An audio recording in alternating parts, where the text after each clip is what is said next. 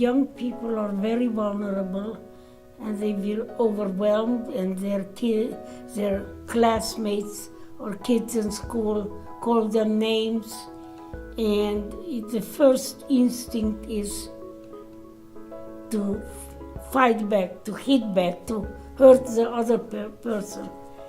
I always would advise one thing: take 5 minutes before you act and think about what you really want to do.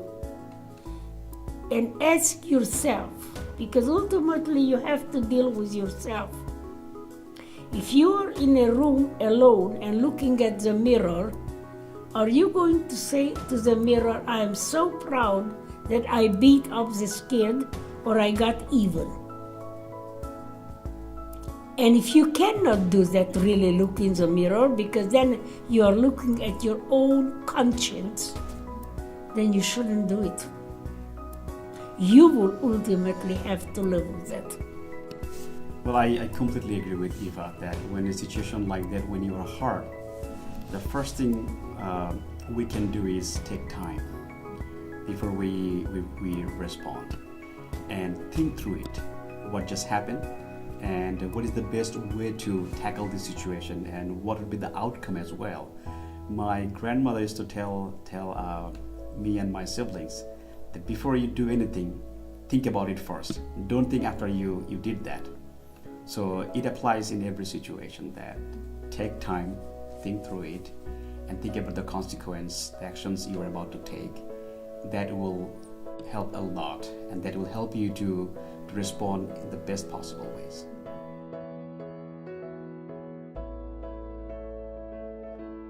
Every human being has unique story, and these stories help us to see each other nothing but as a human being. If you ask anyone that if they have lost anything, if they love something, if they were hurt in their life, the answer is, of course, yes. We all are afraid of something, we all love something, we all lost something.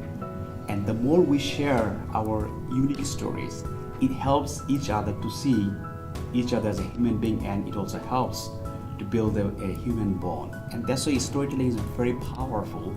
And the challenge is that if you are shy, if you don't want to tell your story, somebody will tell your story and you may not like it. So it is better to find ways to share your story and help others to see you as a human being, and also open the path for bonding with each other. And that's why it is very powerful to share stories.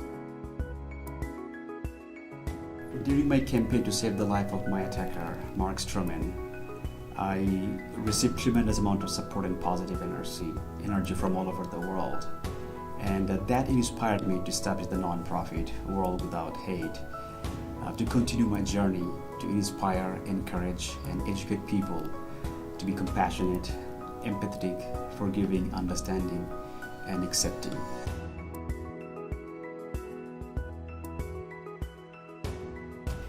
One of our signature programs is called Empathy Ambassador Leadership Training. It's a multicultural, multidisciplinary program designed for all ages, focuses on anti-bullying, conflict resolution, and how can we bring value to one another, and what we miss out on when we exclude others before getting to know them. And our goal is to take these programs to as many schools and businesses, communities, including our prison systems as possible. And this program includes rhythm, movement, drums, improv, storytelling, creative writing, and yoga as well. And one of our goals is also to establish an institution, Empathy Ambassador Leadership Training Institution, to train more people who can go back to their community and train others to have more ripple effect. So I would ask our audience to check the website. It's called worldwithouthate.org, and we also have a Facebook page with the same name. I have 4 life lessons which I always like to use. Whenever you have difficulties in life, don't necessarily say that this is bad. It challenges you, it helps you use your wonderful mind, and never give up on what you want to accomplish. It might be difficult, but you will learn a lot. Second life lesson, what is prejudice? We have to prevent prejudice, means to prejudge people without really knowing them. We all have to use our wonderful mind to treat each other with respect and fairness. And amazingly, with that little act, we can make a difference in the world. 3, simply stated, forgive your worst enemy. It will heal your soul and it will set you free. I usually like to sign my books, Forgive and Heal. Very simple.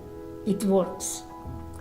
And 4, because I believe a great deal in our wonderful minds, we can create anything. So think of one thing, no matter how small, no matter how big, that you can do to make the world better.